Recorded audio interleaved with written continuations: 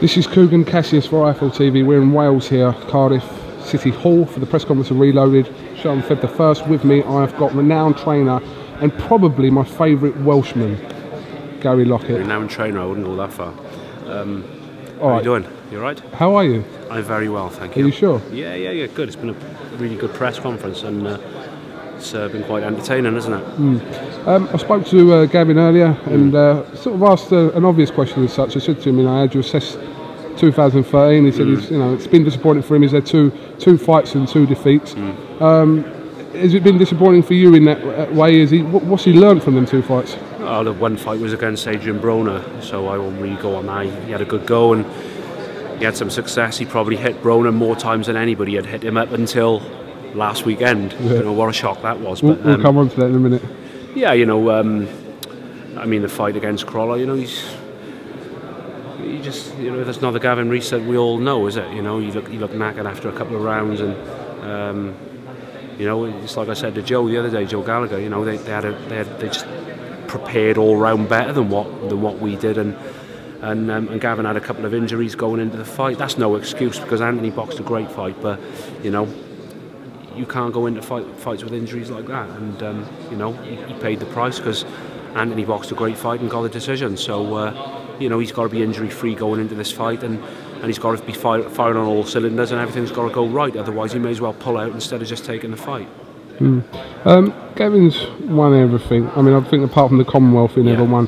He's won everything. So, how much do you think the desire is still in Gavin to compete at the top level, in your opinion? You see him training, and that'll answer your question.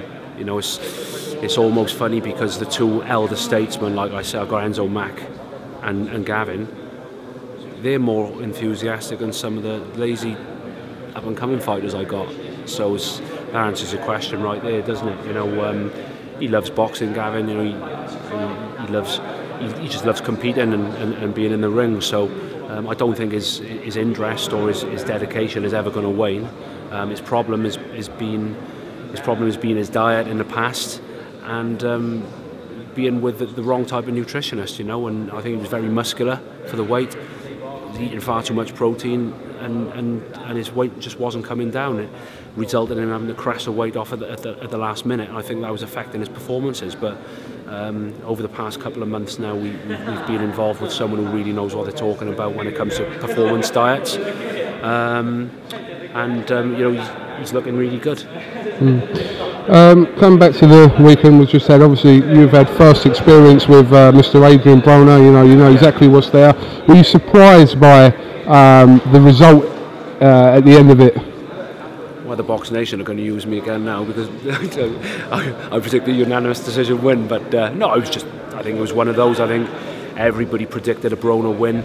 Nobody saw Maidana winning, I don't think, because obviously when he lost to Khan, he was labelled as a big, crude puncher, but with no jab and very, very little else. But he used his jab well. He moved the top half of his body really well, and when he punched in bunches, and I think that just caught Broner out. He was missing with maybe the first 2, but then he was carrying on punching and catching him with the next flurry. So I was really happy for him. It was a fast start by Broner, wasn't it? And then Broner settled into like 3, 4, 5. He was settling in. Did you think at some point that Broner would sort of just come in at that point? And I think when he recovered from the knockdown, I thought he might sort of start totting the rounds up and start landing, but Maidana kept catching him, didn't he? He was throwing a funny left hook. He was coming right low, and then he was bringing it very, very wide, and it was almost like it was blinding. Brony couldn't see it coming. But I was happy to be proved wrong, if I'm honest. Because obviously you were out in America with us, and you saw the behaviour of Broner out there, and it leaves a lot to be desired, doesn't it? All right. Well, listen. 1st of Feb. Big time boxing comes back to Wales, so which obviously please you. You've got fighters based here. Gavin's on the bill. I think you've got a couple of other fighters on the bill as well, haven't you? Yeah, I got Dale Evans on the bill fighting Eric Ochieng. Should have been the other night, yeah. I should have Kieran Harden on there as well, who made his debut recently.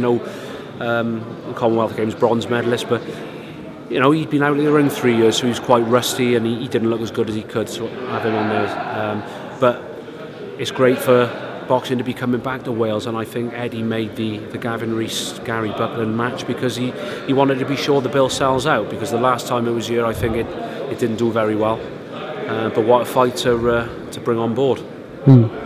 Definitely. Right, well, Gary Lockett, thank you very much for talking to Eiffel TV. I'm sure I'll catch up with you before the fight. Will do. So have a nice Christmas. Will do. Thanks, Keith. Yeah, don't get too drunk, will you? Thanks, man. Thank you very much. Man. KUGAN, CASSIUS, Gary Lockett, thank you very much.